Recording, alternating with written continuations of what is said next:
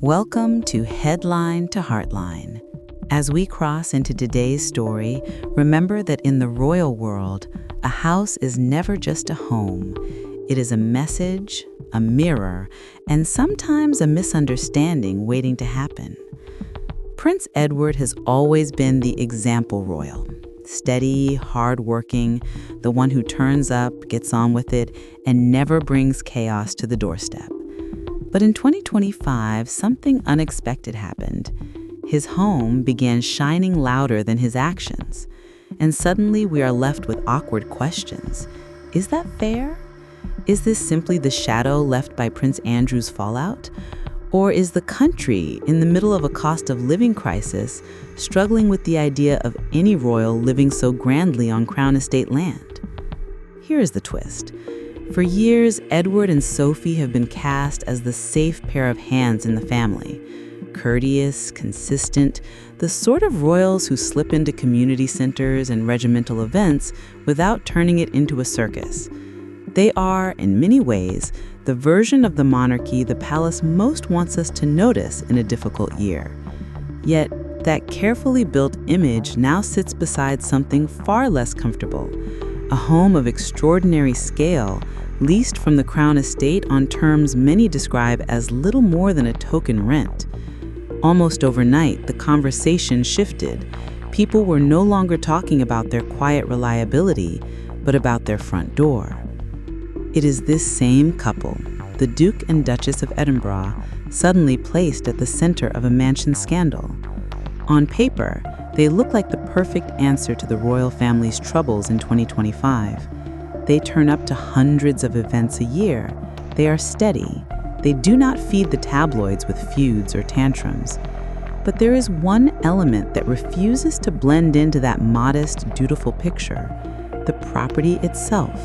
A residence so large and so favorably leased that it sits awkwardly beside the story of the good royal couple. It is important to say, right at the start, that this does not overshadow the Epstein scandal. Not even close. What happened around Andrew and the pain of the survivors at the heart of that story sits in a completely different moral universe from a generous property deal on Crown land. Edward, as far as the public record shows, has lived a relatively quiet, blameless life in comparison to his brother.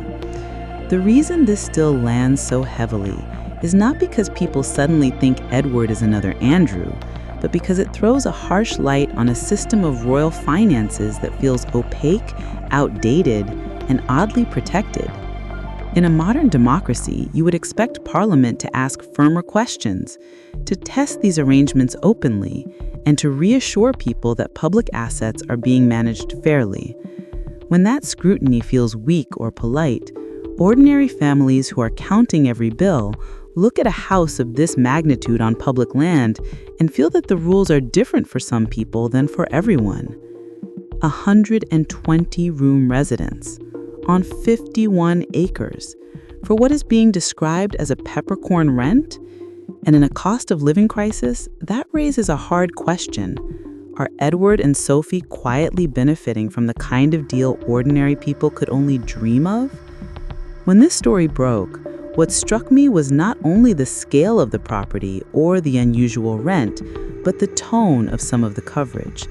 There is a ripple of disbelief, yes, but also a sharpness that does not sit comfortably when the person at the heart of it is someone like Edward. This is where the bruise left by Andrew's situation at Royal Lodge makes everything feel more painful. Once one brother has been exposed over a very generous deal, people are primed to see the other through the same lens, even when their lives and personalities feel completely different. Because the arrangement itself is not new. The Times only brought the details fully into view now after a Freedom of Information pursuit, but the bones of it go back to the early 2000s. Edward secured a long lease on Bagshot Park, paid around £5 million up front, contributed more than $1 million to renovations, while the Crown Estate covered the rest of the refurbishment. Earlier on, he paid rent that was signed off as market value. Over time, the structure changed and the ongoing rent dropped to that peppercorn level. On paper, it was assessed and described as commercially sound at the time. If you are enjoying this thoughtful look beneath the headlines, please like and subscribe. So, if everything was done within the rules, why does it feel so noisy now? Part of the answer is the timing. This comes straight after the row over Prince Andrew in Royal Lodge, another large property on Crown Estate land, another generous long-term arrangement. The public is already asking how many quiet sweetheart deals exist inside this system. Now they hear about a 150-year lease and a rent that is largely symbolic, and they join the dots. Defenders of Edward and Sophie make strong points.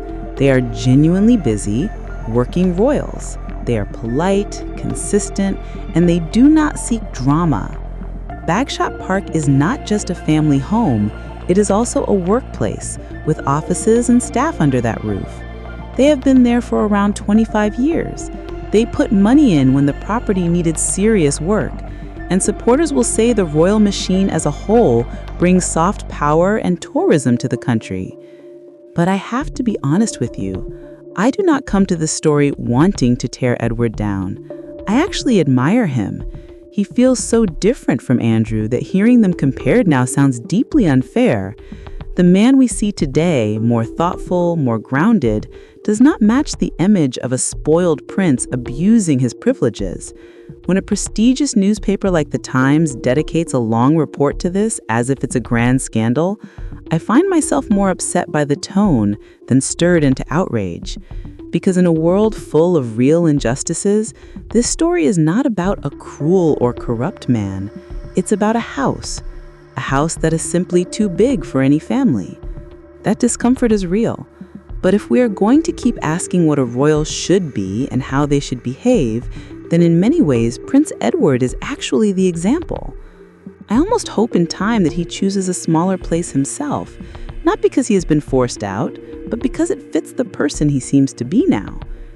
That's the tension at the heart of this. The criticism is aimed at a system, but it lands on a man that many people quietly like and respect. What complicates everything further is how little we truly know about royal money. We only learn these details about Bagshot Park because journalists went digging. Royal wills are sealed. Private trusts sit largely in the shadows. Letters between the monarch, the Prince of Wales, and public authorities are shielded from disclosure.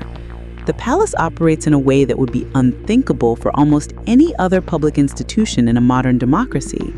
So when one deal becomes visible, people instinctively suspect there may be others, and that sense of imbalance colors the whole picture. At the same time, the wider mood of the country cannot be ignored. People are counting pennies. They are worrying about rent, mortgages, heating, food. In that context, the idea that a member of the royal family lives in a property of such scale on land that ultimately belongs to the public feels out of step. Some will ask a simple, blunt question.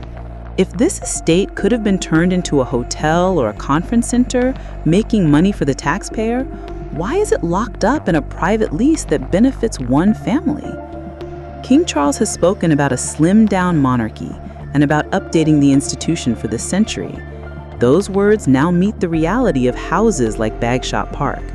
Does a slimmed-down monarchy still include large estates from multiple royal households, or does the future look smaller, more transparent, more obviously fair? So we find ourselves in a familiar place with the royals, a family that often behaves with quiet dedication and a structure around them that can look rigid and privileged.